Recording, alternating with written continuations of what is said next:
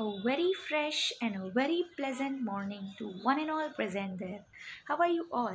I hope you all are fit, fine, and healthy. We are back with English subject for class 6th. Before we begin, myself Zainab Kagdi from Adimiya Green School, Jadeshwar, Bharuch. As it is a new year, I would like to first wish you a very happy new year. I hope you all have resolved something for this new year, and I wish you have resolved that you need to speak only in English. You need to learn, speak, whether it is on your calls or with your family, friends, or relatives. You have to speak only in English to develop your speaking skills. So, before this Diwali vacation, we have already completed in unit number 4 playing fair section 1, that is Mary Kom, Never Say Die. Section 2 Return to Air and Philippa Pierce. Section 3 Olympic Granny, written by Ken Nesbitt. So we have completed whole unit 4 for your periodic test 3.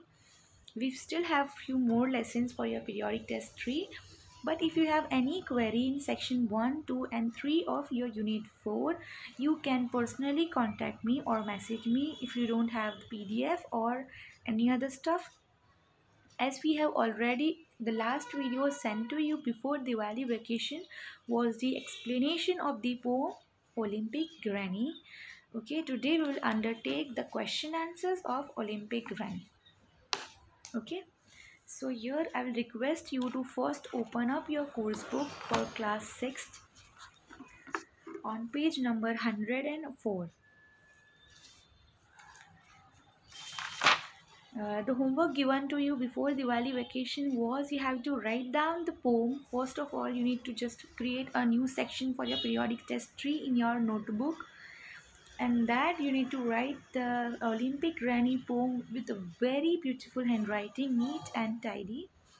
Then second thing, you need to write the glossary. You have only 2 to 3 glossary words. Only 2 glossary words are been given to you. You need to write that glossary points in your notebook, and then you need to move with the MCQs that is given to you on page number 104 under your heading Poem Appreciation.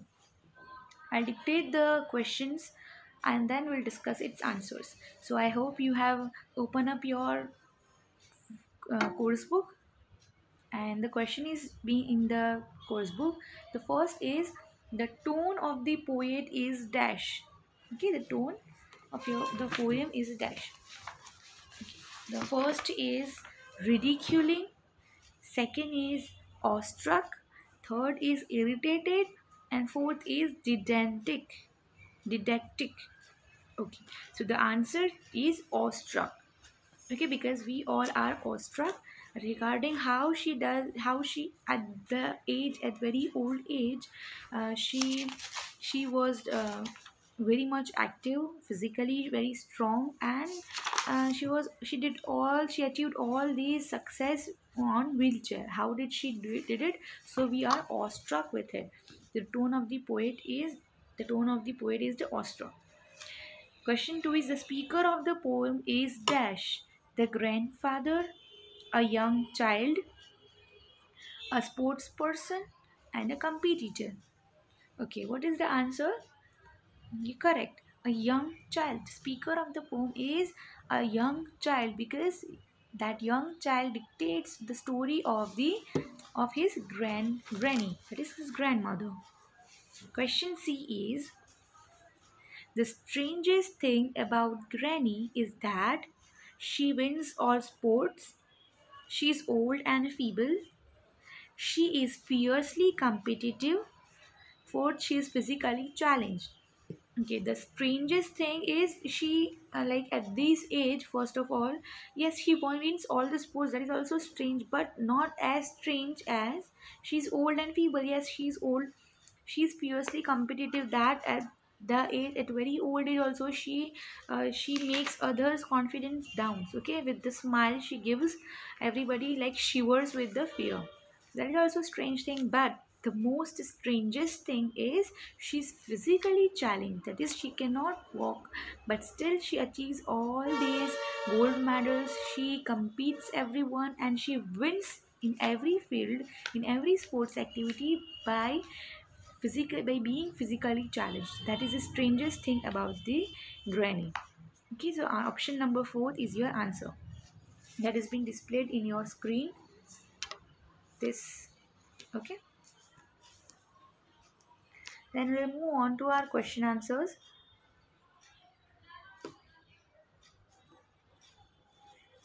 Okay.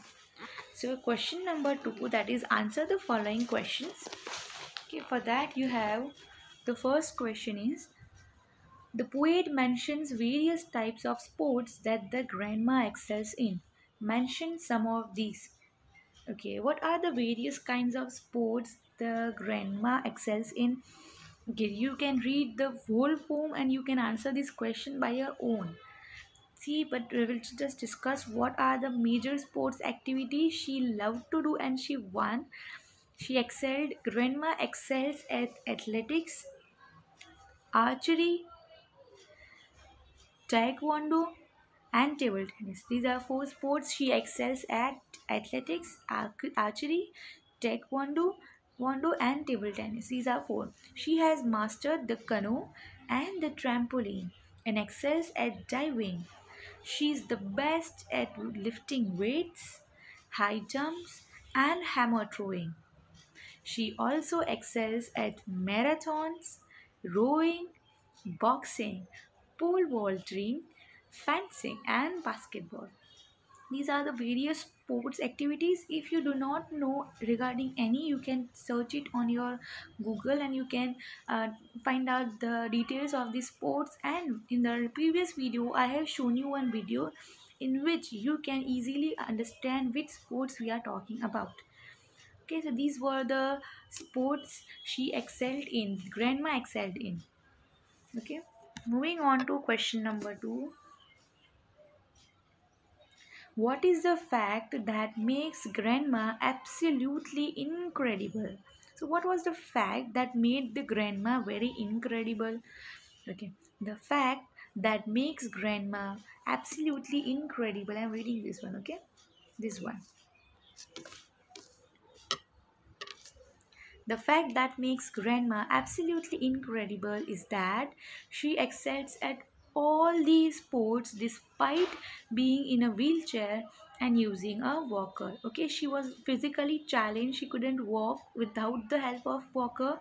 So without this wheelchair and with this wheelchair and walker, how did she manage to excel at all these sports? Not one sport. If someone is good in drawing, is not good in sports activities. Someone is good in maths, they are not good in language subjects. But here she knows all the sports. She's very good in sports, not in one but in all, in these many sports activities she excels in. And that is also, she's not a normal person, but she is physically challenged. In spite of these limitations, in spite of this drawback, she excels. That shows that you don't need to give up if you do not have anything. If you are financially weak, some are not supported by the parents, but what we say, we give excuses. But here, even if she is using walker and wheelchair, she doesn't give up. If she has passion for sports, then no foundation can stop her. These we learn from this poem. Question number 3 is,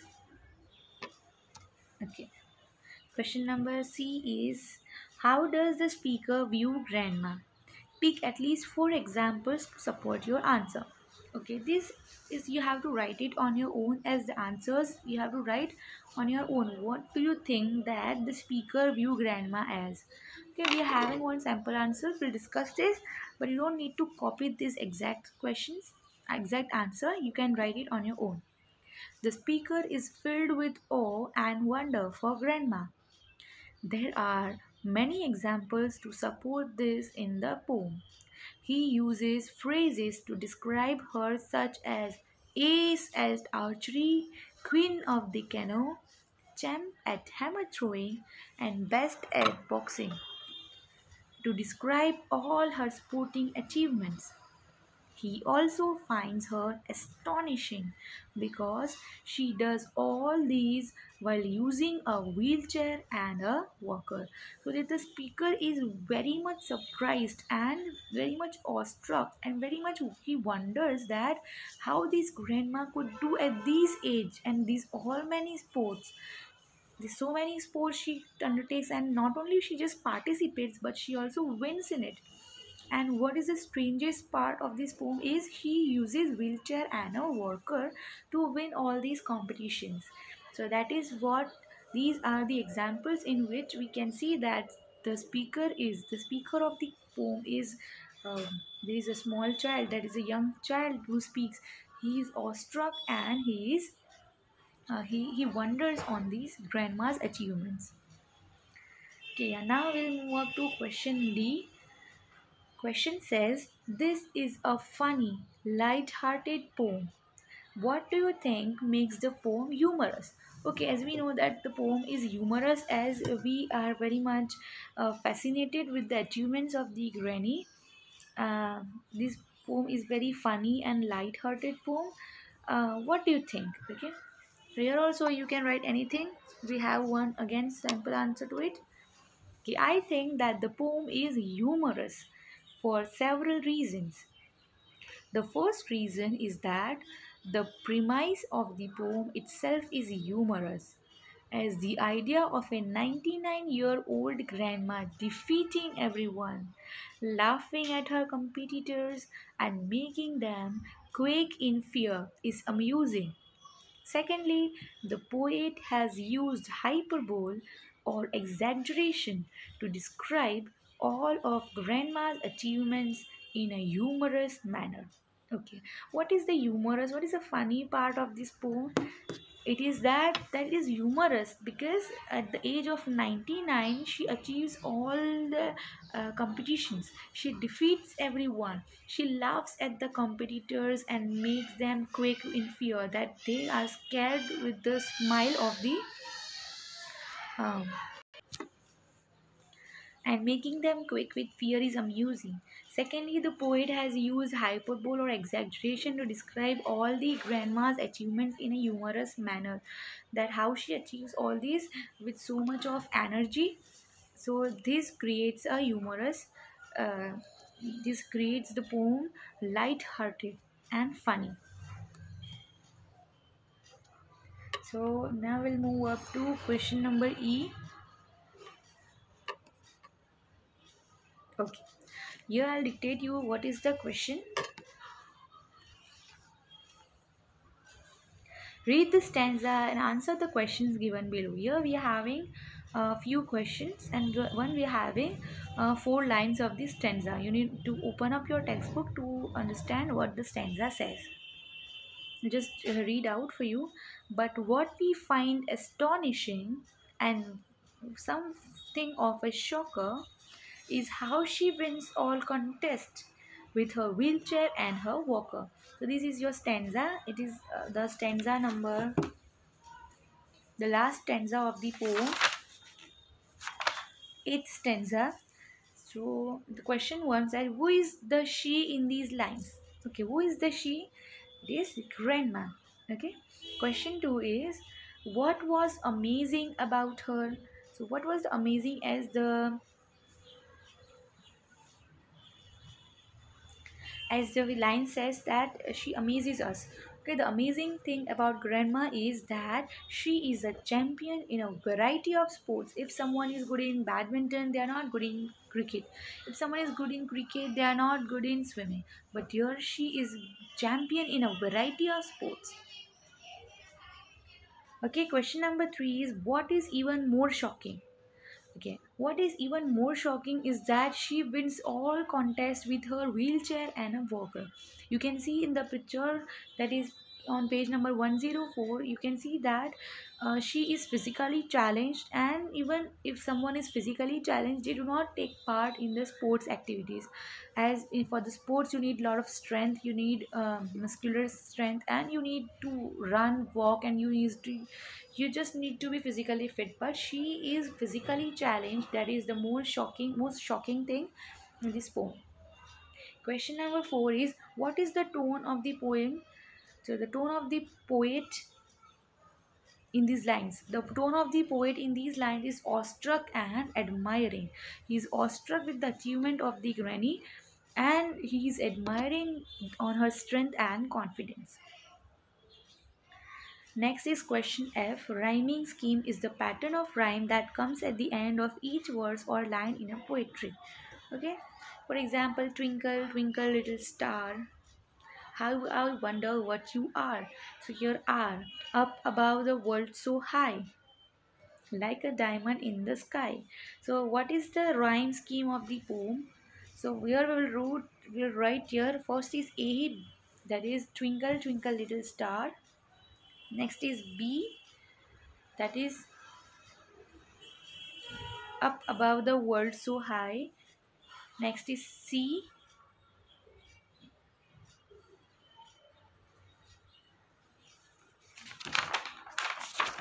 and so here A B C B is the rhyming scheme of the poem. So what is the rhyming word here? Star, R, high, sky. These are called rhyming words, and your rhyming scheme in the poem is A B C B.